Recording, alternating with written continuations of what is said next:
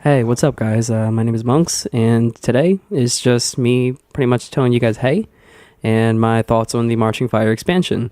So, we'll start it off with I'm sorry, guys, I haven't been here the last 3 weeks. There have been two people on my channel who have wondered where I was and what I've been doing and where's the videos, and I just wanted to say that I'm sorry. I've been working 60 hours a week from 6 p.m. until 4 a.m. And when I get home, I just want to relax or I just want to go to bed. So I'm sorry that I haven't made any videos lately, as I did say when I first started YouTube that this is just something I like to do. I just like making videos because it kills the boredom, and if somebody's going to get, a thrill out of watching it, then so be it. But thank you to the guys who have actually wondered where I was, and thank you to the people who have stayed. I know there are a couple people waiting for certain videos that I said that I was going to make, which I still do have in the works, but I will be working a lot until January 5th, 2019. In case you guys haven't realized, that's a little under 2 months, so I'm not really going to be uploading the next 2 months or so. I'll try and get something out here and there. I'll try and record whenever I can, but don't hold that, don't hold that against me if I don't upload anything for like 2 weeks, 3 weeks again. I'm sorry, but yeah. So either way, on to the actual Wulin and like Marching Fire expansion. I haven't really played much the last 3 weeks, so I can't really give you an accurate representation of Marching Fire so far. I can just give you my experience and my thoughts on it. So I guess, first and foremost, we should probably just start off with the heroes. So I think when it comes to the Wulin heroes, they're all kind of one and the same. They all have fast light attacks. They all have dodge attacks, which is a complete counter to Highlander, which, speaking of Highlander, it was a bad time for me to pick maining Highlander about a month and a half, 2 months ago, because every single Wulin can counter the Highlander 100%. It's not that I suck with the Highlander, it's just they all have, like, some outrageous range on their attacks, and I have no clue why. But just, yeah, I've been having such a tough time playing as Highlander. And I know there have been other YouTubers, such as like Hound of Terra. He said that he struggled against the Wulin too. Don't quote me on that, but I'm pretty sure I did see something where he said that he was having a bit of trouble with the Wulin faction because of their dodging attacks and their fast lights. And you can really only go so far with Highlander. And I think that the Highlander is a perfect counter. Well, not really a perfect counter, but he's a perfect... He's a perfect contend. All right, what would that word be? A perfect contender for the original roster of characters, the first 18 before Marching Fire was launched. But either way, yeah, enough about Highlander. This is about Marching Fire. So I just wanted to tell you guys that I actually don't like Breach, and I kind of have like I said, this is my experience with it so far. I think Breach is definitely a little one-sided, and what I mean by that is that when I go into a Breach match, I've only played 3. And I did not like any of them. Number one is that I am very thankful when the match is over. I hate spending 30 minutes just to conquer somebody or get to the king, and then all of a sudden, or the commander, whatever the heck it's called, and we die because we only have 12 lives left, and everybody's, laying down their 4th feats, or they're doing all this stuff to keep their commander alive. I think that the game is definitely one-sided. Well, the game mode is one-sided towards the defenders over the attackers, because the attackers start with 30 lives. I want to say 30, or was it 24? I don't know. Like, see, that's what I mean. I haven't really been around the last 3 weeks. No, I can't even remember what the life total is that you start. Well, the number of lives that you can start with at the beginning of a Breach match. But it takes too long. The minions are dumb. They knock you out of executions or revives. I don't think that that's honestly quite fun, because you're sitting there trying to revive a teammate, and it's crucial, and pretty much it's forcing the attackers to put in way more effort to beat the defenders, and that's not fair. But, like I said, this is all just my opinion on it, but I don't want to go too much into Breach, because I just, like I said, I haven't played too much of it whatsoever. But there's one last thing I want to say. I think that the Ram is a little underpowered, because having to hit the door like 6 times, 7 times, because the RAM takes so long to load, or not to load, to kind of like set back and then release and hit the door and only do like a quarter of a bar of health, but they get a shield like almost like every 2 minutes.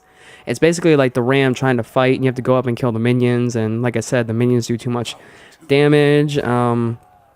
Just so much about it. I don't agree with Breach, but it is a work in progress. Marching Fire really has only been out for 3 weeks. So I'm expecting that sometime in the near future they might make some balance changes towards Breach. I don't think that's where the game should be balanced, but hey, what can you really do? So on to my actual thoughts about the Wu Lin. I think they're all actually kind of annoying. They're all kind of one and the same, but built slightly different. If you play one, you can play the other. But there is one exception. I think that the Shaolin takes a lot of thought process to actually play and play him successfully. I have seen plenty of YouTube videos on it while I've been away. I mean, I still do keep up with the For Honor, community and all that stuff. But I have seen that the Shaolin is actually underperforming.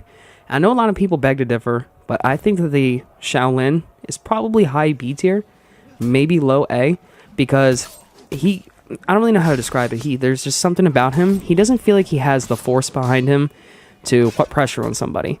Like, Tiandi has free light guaranteed from his palm strike. Jung Joon has his little kick into the light. And the Nusha, I honestly really haven't studied much, but I know the traps are annoying because if I try to attack, I'm not trying to parry, try to emote or dance or whatever the heck you do to get out of a trap. It never works for me. I wonder if I'm doing something wrong. Try to dodge, it hits me. I don't know if maybe I'm doing it too late, too soon. Just doing something wrong. But the Shaolin is actually okay in my book. He's actually okay.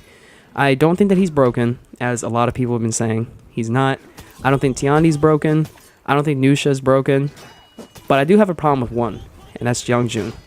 On console, he's a mad lad. Let me just say that. He's actually really, really good in 4v4. I don't think people actually understand how good he is in 4v4. He has an unblockable zone after a parry. And if you parry one person and you're getting 3v1, you're going to hit all three of them because of his attack range. Not only that, but he has, I think, 500 and then 500 millisecond lights. And I think for a guy of that size and that age, I know the game really isn't based around realism, but I think it's a little bit quick for him. I think that a heavy class shouldn't have lights that quick. I know 600 milliseconds is begging to be parried, but can we at least start the 50 millisecond, intervals? Like, why can't we do 550 for the second one, or, something like that? I know it might be hard. I'm not a computer guy. I don't know anything about coding or anything like that, but I think the Jeongjun is definitely performing very well in the 4v4 aspect. When it comes to duels, he's not really performing as well, but like I said, I really only have a problem with the Jeongjun in 4v4, and I have a problem with the Nusha for two reasons. That is the light spam and the traps. Now, I'm not saying that the traps is a terrible addition to the game. I just don't like it in general. I think just something about being able to trap somebody with your hook swords, which I understand what hook swords were back then historically, okay? I understand the point of them and the mechanic, and I'm happy that they added something fresh to the game. But I don't think that it's actually quite finished yet. I think Marching Fire probably could have been released somewhere around Christmas time, giving them like maybe 2 months to work around certain things, certain mechanics, like what I said, the trap mechanic. They could have done better with it. But other than that, I think that the heroes match the original roster of heroes. I don't think that they're anything special. I don't think they're broken. They're a bit harder to deal with on console because I know a lot of people who play on PC and they say it's a completely different story, and I believe them. I played on PC myself when Marching Fire came out. It wasn't too bad, but they were a lot easier to deal with. But, that's just my 2 cents overall. I don't really care about the arcade. I don't really care about the arcade mode. I think it's kind of boring. I don't really care about the quests. I think that whole aspect of the game, pretty much when you bought Marching Fire, you were just buying... Oops, I just hit my controller. Pretty much when you were buying Marching Fire, you were buying arcade mode. So, yeah, either way, guys, I hope that this video was okay. I hope that you guys at least got some enjoyment in knowing that I'm alive. But yeah, just thank you guys who have stayed. I know I lost 1 subscriber. There are still 28 of you, and I'm very happy you guys are here. And I just want to let you guys know I'm alive and doing well. I hope you are too. My name is Monks, and I'll see you guys in the next video.